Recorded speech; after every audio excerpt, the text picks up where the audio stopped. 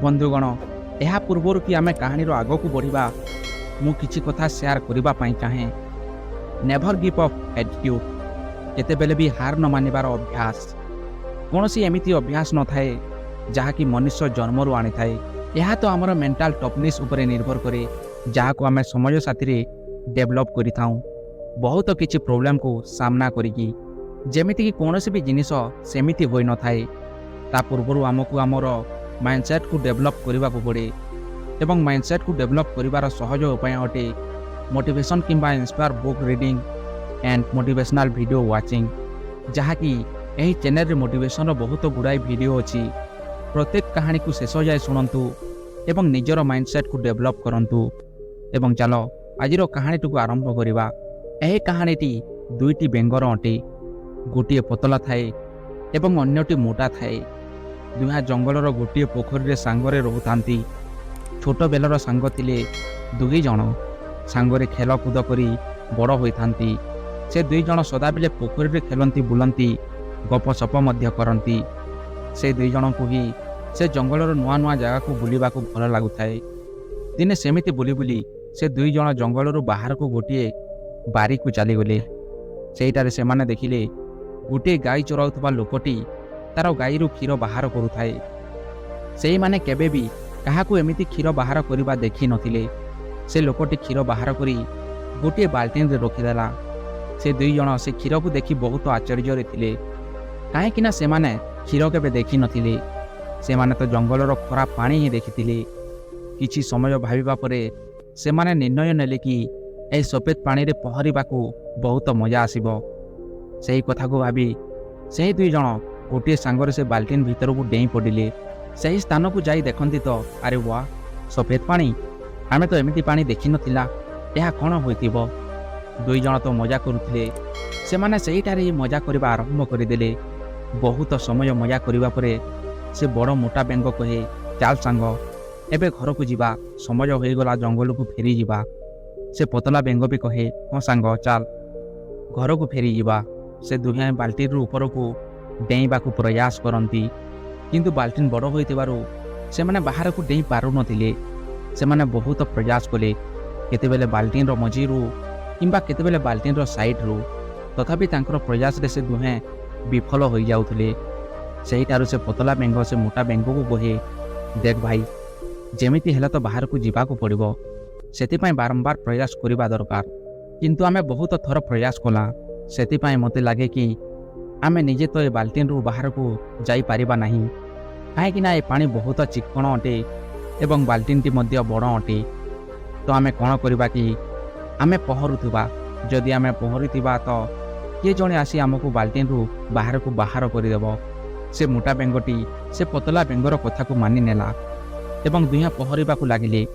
1 ଘଣ୍ଟା, 2 ଘଣ୍ଟା, 3 ଘଣ୍ଟା ହୋଇଗଲା। ସେମାନେ ପହଁରୁଥାନ୍ତି, କିଏ ଜଣେ ବି ତାଙ୍କ ପାଖକୁ ଆସୁନଥିଲେ।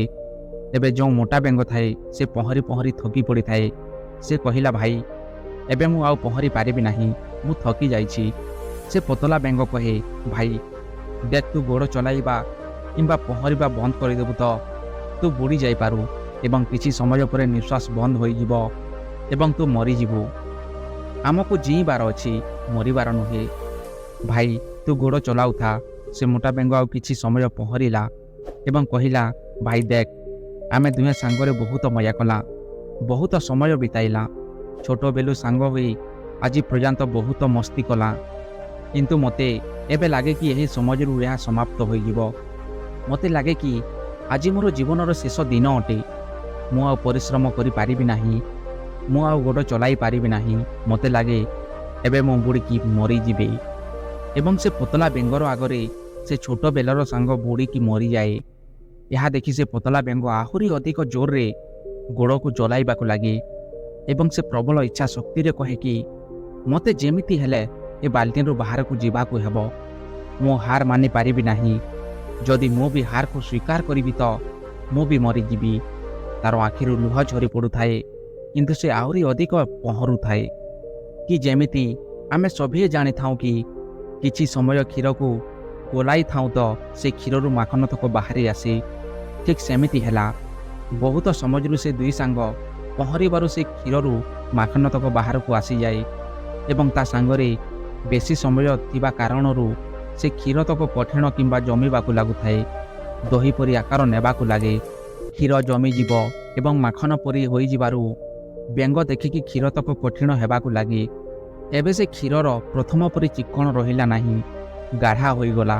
ସେ ବେଙ୍ଗଟି ସେ ମାଖନର ଉପରେ ବସି ଜୋରରେ ଡିଆଁଟିଏ ମାରିଲା ଏବଂ ସେ ବାଲ୍ଟିନ୍ର ବାହାରକୁ ଆସିଯାଏ। ବାଲ୍ଟିନ୍ର ବାହାରକୁ ଆସି ସେ କିଛି ସମୟ ଜାଣିପାରେ ନାହିଁ କି ତା'ର ସାଙ୍ଗରେ ଆଜି କ'ଣ ହେଲା। ତା'ର ସବୁଠାରୁ ଭଲ ସାଙ୍ଗ, ଛୋଟ ବେଲର ସାଙ୍ଗ, ତା ଆଖି ସାମ୍ନାରେ ବାଲ୍ଟିରେ ବୁଡ଼ିକି ମରିଗଲା। ଏବଂ ତା'ର ମୃତ୍ୟୁ କାହିଁକି ହେଲା? କାହିଁକିନା ସେ ହାର ମାନିଗଲା। ଯଦି ସେ ବି ଆଉ କିଛି ସମୟ ଗୋଡ଼ ଚଲାଇଥାନ୍ତା କିମ୍ବା ପହଁରିଥାନ୍ତା ତ ସେ ବି ଆଜି ଜୀବିତ ଥାନ୍ତା।